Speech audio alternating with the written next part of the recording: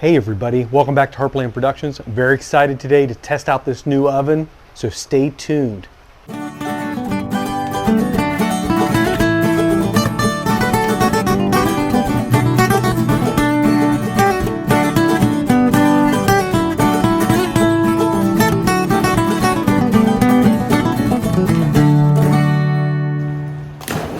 Don't forget, if you haven't already right now, go ahead and subscribe and hit the notification button. So earlier I had made a video announcing the launch of their Pizza Party's new oven, but I didn't actually have one to test out. So Pizza Party was actually nice enough to send me the new oven, but right when they were sending it to me, I hurt my foot and had to have surgery. So I'm just finally now getting a chance to use it. So today I'm going to make a couple pizzas to kind of give you my take, the pros and cons of this new Emozione oven by Pizza Party. As you can see here, it's about twice the size of the Adori pizza oven, which is this one on the right. This is the new Emozione, so it basically the same shape, the same general form. They've just made basically double the size. Let's get a little bit of a closer look. Again, this is the Adori oven. If you haven't seen it now, I'll put a link up here. I did a full review on this oven, a great little oven.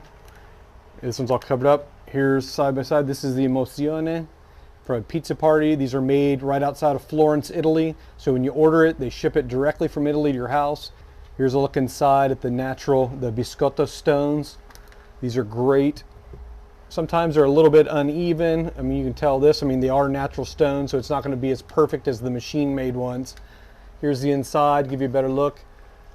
This is pretty much the same burner as the Adori. This one is a little higher output, so it has a little higher BTU, a higher heat rating to kind of compensate for the bigger oven. I'll show you about that here in a second. This one comes in the same colors too. This one I have in the antique copper, which I really love. This is just the natural, the stainless. Some of the other cosmetic changes, they turn the legs the other direction. I'm assuming that's more for a stability reason, but it really is almost identical to the Adori oven. Like I was saying, it's just double the size. You can fit 2 pizzas in here, so I'll save that for a later video. Today I want to test kind of 2 back to back to get check out the stones, to see how it works, etc., and really get a feel for how the oven works before I tackle 2 pizzas at one time. Like the Adori, one of the great things about Pizza Party is that they allow you to switch out the stones, so you can get the standard refractory stones that come with it, or you can upgrade it to the biscotto stones. So from Naples, these are the natural stones that most of the traditional pizza places in Naples use. These are the ones that come from the volcanic clay. These stones are great. You can heat them up. It minimizes the burn on the bottom of the pizza, and really is probably one of the better cooking stone floors for a pizza oven. One of the pros and the cons of this oven is the burner and the ignition system. The benefit is that it's a great high output burner. It goes all the way and it shoots flames all the way across the ceiling of the oven, which is amazing. It's a very hot burner. It's very good quality, very consistent. The issue is that they use a manual ignition, manual lighter, so it's not automatic. So you have to hold your left hand here, turn the gas on and push it in. With your right hand, you're having to reach in with a lighter and ignite it at the same time, which if you're a smaller person or you have your oven set up on a big table where it's hard to get to the back and the front at the same time, it can be a challenge because you have to reach both hands and twist and light at the same time. So hopefully in the future they'll upgrade that with an auto ignite burner. So let's go ahead and get this lit so I can show you what the burner looks like. Go over here, you want to push this in and then turn it over here, and that kind of activates the gas. And at the same time, I'm using this hand, and there you go. Once it's burned for a few seconds, let go of the handle. You can see what I mean now. The flames roll right across the top beautifully. So I have my timer set. I'm going to time to see how long it takes to get up to temperature. I like to start cooking when it hits around 750 degrees Fahrenheit minimum, or anywhere between 750 and 850, but usually around 750 is when I start making pizza. Been just about 12 minutes. So the far right side of the oven is 632 degrees. The side closer to the burner is 799. So it's almost there. I'm going to wait till I get in the middle. Let's just see. 718 right in the middle. So just wait a few more minutes. I'm already noticing that burner it's crazy hot right out here. So even the front of my table is over 200 degrees Fahrenheit right now. So if you're going to use this, I probably wouldn't want to put this on wood like this, because this is getting very hot. And let's see the outside. The outside is almost 300 degrees, 296 degrees. So I can kind of touch it like that, but it's crazy hot. This definitely gets a lot hotter than some of my other ovens, not only on the outside, on the top, but the front, even out at least a foot, about a foot and a half. It's still crazy hot. And again, I probably wouldn't recommend putting this on wood.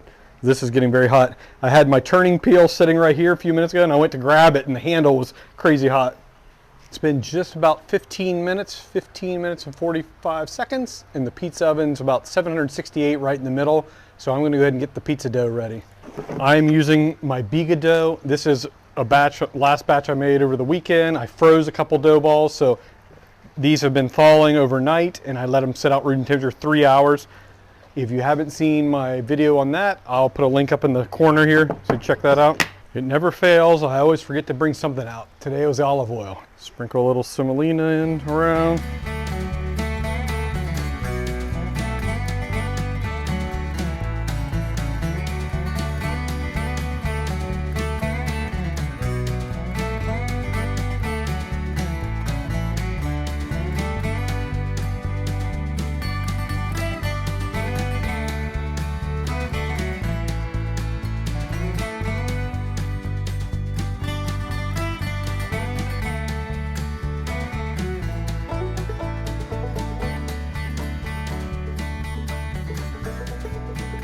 A lot of people have been asking me recently about my sauce. Neapolitan pizza sauce is about the simplest thing. The trick to authentic Neapolitan pizza is that you don't want to cook the tomatoes. You use tomatoes that come in a can or a tin because there's no peels or seeds, and you basically just want to crush them or puree the tomatoes. Ideally they're San Marzano tomatoes because it's the correct sweetness and acidity. You just want to crush them up, or I use an immersion blender, a little salt, a little basil, that's it. A little Parmesan. I'm doing pepperoni tonight because it's only my son and I, and that's what he requested. I also couldn't find the normal mozzarella, so this is extremely fresh, so it's full of whole milk, so I'm hoping it doesn't make the pizza too wet. It tastes delicious, but ideally you can find a fresh mozzarella that doesn't have as high a moisture content as this one, but this is should melt very nicely. And some pepperoni, a little olive oil on top, never hurts. A good looking pizza. The trick is, once you get it on the table, is to launch it as quickly as possible. The problem of filming all this by myself is there's a lot of work. Moving tripods and cameras set up, always a lot of work. Okay, let's get it on the peel.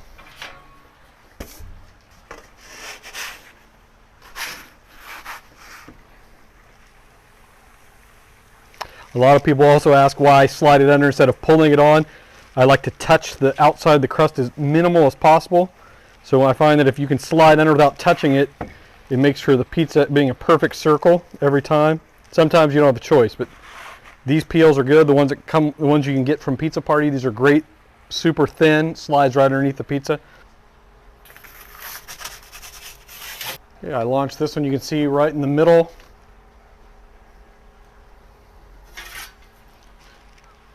Been about 10 seconds. I usually don't touch the pizza at least for 15-20 seconds.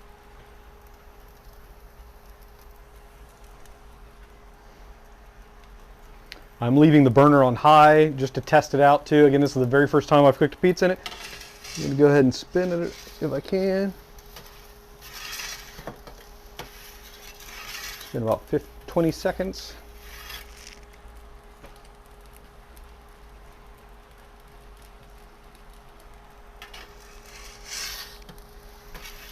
Find too, when I use the frozen dough, if you really like leopard spots, when you freeze the dough and it's a little bit cold still, it leads to tons and tons of leopard spots.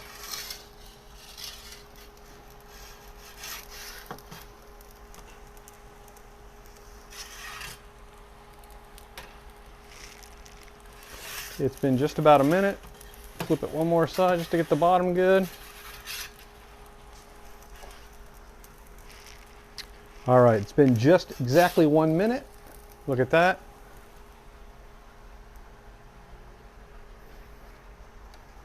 Set it on the cooling rack, and let's examine it. So everyone's always asking me to show the bottom, so let's see the bottom. I think it turned out pretty good. You can see a little cooking. A little bit, could cook a little longer in the middle. Now I know. Maybe I'll turn the burner down a little bit, but good looking pizza. You can see there, the cheese, there's a little more moisture. I think that's kind of what caused the middle of the pizza not to cook as much as I wanted, because this was very, very high moisture mozzarella. Great looking pizza. Look at that spotting. Again, if you want the recipe, go to my YouTube channel and look at my frozen dough. When you freeze the dough and it thaws and it's a little bit cold still, it releases more gas and it causes a lot more leopard spotting. Sometimes in Naples they refer to this as the measles. It's like, because it actually looks like the pizza has the measles. So this really isn't considered leopard spotting. This is more of the measle look, but it looks very pretty also. I can hear my son already asking me where the pizza is, so we'll cut this one up.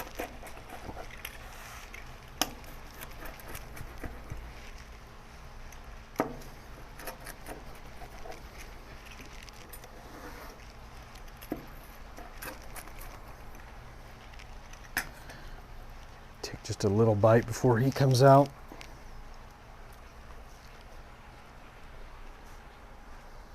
Absolutely delicious, great pizza. All right, let's make number 2. Okay, the oven's been running for about 30 minutes now. So let's check the temperatures out. Now it's about 844 degrees in the center. Closer, it's at 948. So again, I'm not 100% sure. I think a lot to do with the moisture in the cheese, which caused the center of that pizza not to cook as much. So I'm going to turn it down a little bit so the top doesn't cook as fast. So I'm going to turn it down. You can see this is what high heat looks like. Let's turn it over here. You can see the little indicator right there. I'm just going to push in and turn it that way. Now I'm on the small one. There's what it looks like on the small. That looks a little too small. Let's go. Let's split the difference, put it midway. Let's see that. Yeah, that looks perfect. Yeah, that looks perfect. That's about the midway medium heat. Here comes pizza number 2. We'll do the same thing, a little semolina.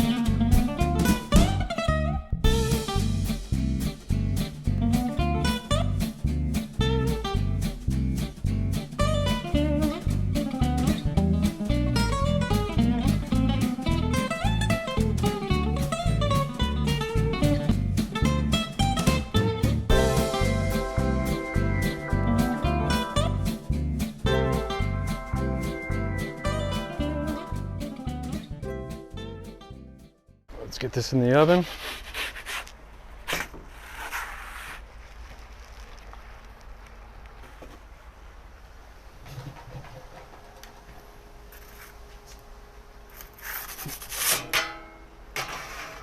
There we go.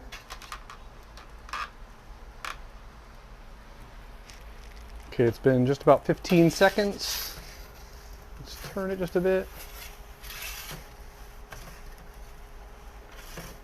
Set my camera right up where I can't get to the pizza. I'm moving this over a little bit so I can actually reach it. It's been about 30 seconds.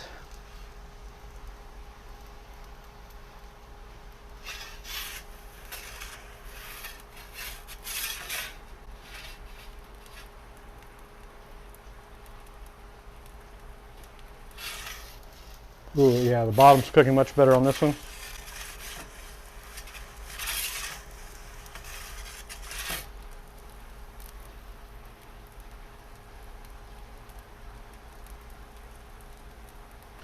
All right, pizza number 2 is ready in about 1 minute, 15 seconds. Let's get it onto the cooling rack. Look at that, another great looking pizza. Let's check out the bottom. Oh, perfect cooked on that one. So yeah, that was the trick. I just needed to turn the heat down just a little bit. Before on high, it was getting closer to, it was in the 900s closer to the flame, so I think it was just getting a little bit too hot, cooked the top way too fast, but at 850 in the middle and on medium heat, it turned out perfectly. Look at that pizza. All right, this one's mine. My son already devoured the first one, so give me a chance to eat this one. Yeah, the worst part about being the pizza maker is that you are always the last to eat. Very hot. Oh my God, so hot.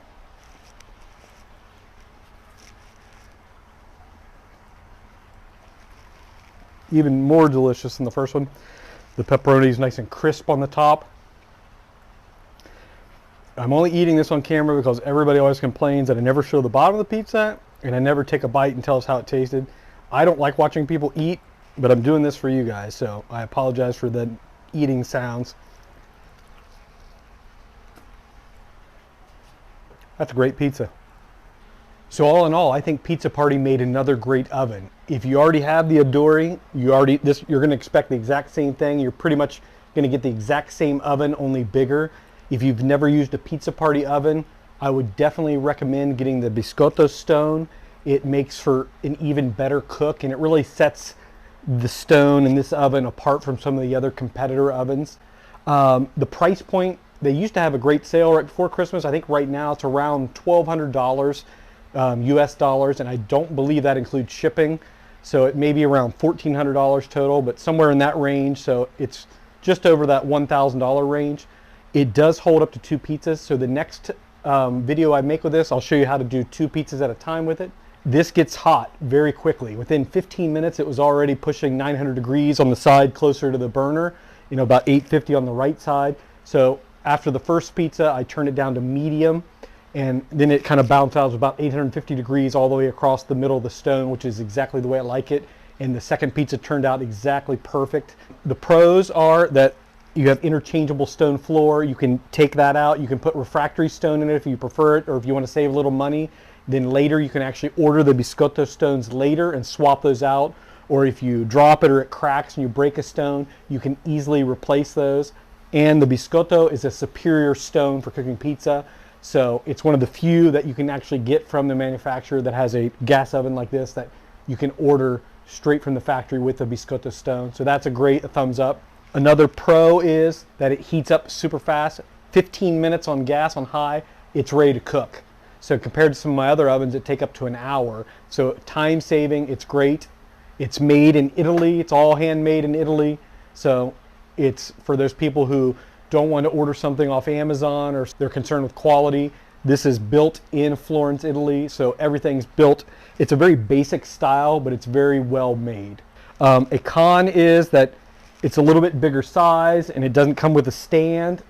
So you have to put it on the tabletop, so it's not as mobile as some of the other ovens I have. So you really can't move it around much. Once it cools down, I can obviously pick it up and move it and maybe buy a table to put it on, but it's not necessarily a mobile oven.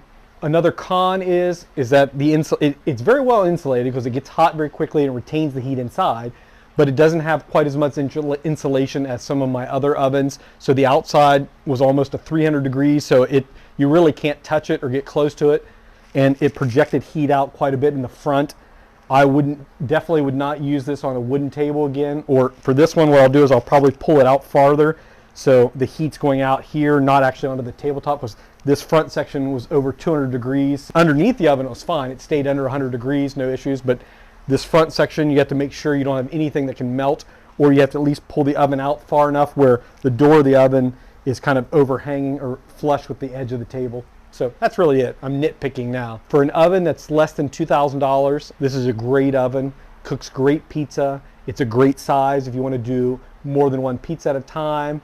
If you want to stay under the $1,000 mark, the Adori is a great oven too. But if you really want that bigger oven for just a little bit more money, you can get the Emozione Pizza oven, which is this one, and do 2 pizzas. It's a great pizza oven. I recommend it if you're in the ovens. Feel free to ask me questions, anything in the comments. Let me know what you think, any questions, and I'll do more videos if you guys want to see that too. Thanks again for watching. You know that so before I had made a video comparing,